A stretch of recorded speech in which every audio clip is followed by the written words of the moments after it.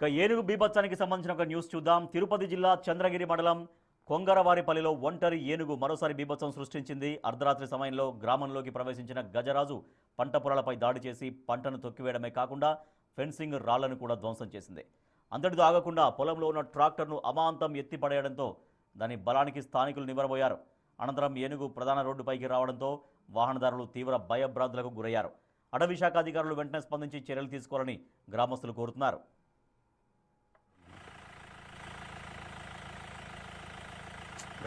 చూడదాన్ని బొట్టున్నది దాడుతుందిలే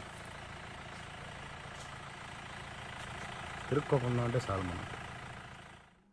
తిరుపతి జిల్లా చంద్రగిరి మండలం కొంగరవారిపల్లెలో ఒంటరి ఏనుగు మరోసారి బీభత్సం సృష్టించింది.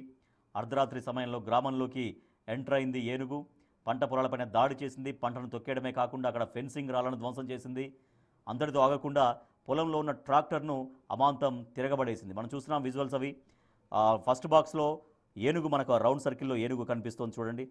అక్కడ విజువల్స్లో కొంతమంది తమ సెల్ ఫోన్లలో బంధించినటువంటి విజువల్స్ అవి. సో ఏనుగు ఒంటరి ఏనుగు అక్కడ భయభ్రాంతులకు గురి చేస్తుంది సమీప గ్రామాల ప్రజల్ని. సో రోడ్డు పైన నిలబడినటువంటి ఏనుగు మనం సర్కిల్లో చూడొచ్చు. అలాగే ఫెన్సింగ్ రాళ్లను కూడా ధ్వంసం చేసింది. ఆ ఫెన్సింగ్ని మొత్తం తొక్కి పడేసినటువంటి విజువల్స్ చూడొచ్చు. పొలం లోపలికి వెళ్ళి అక్కడ మామిడి తోటలోకి వెళ్ళి అక్కడ ఉన్నటువంటి ట్రాక్టర్ని పూర్తిగా తిరగబడేసింది. ఆ పంట పొలాలని ధ్వంసం చేసింది. ఆ పంట పొలాల నుంచి మొత్తం నడుచుకుంటూ వెళ్ళి ఆ పంట పొలాలు మొత్తం ధ్వంసమయ్యాయి. సో ఆ విజువల్స్ మనం చూస్తున్నాం. ఆ ఏనుగు, ఆ ఒంటరి ఏనుగు ఎప్పుడు ఏ గ్రామానికి వస్తుందో అని అక్కడ గ్రామస్తులు, చుట్టుపక్కల గ్రామాల వాళ్ళు భయపడిపోతున్న పరిస్థితి. సో వెంటనే అధికారులు చర్యలు తీసుకోవాలని గ్రామస్తులు కోరుతున్నారు.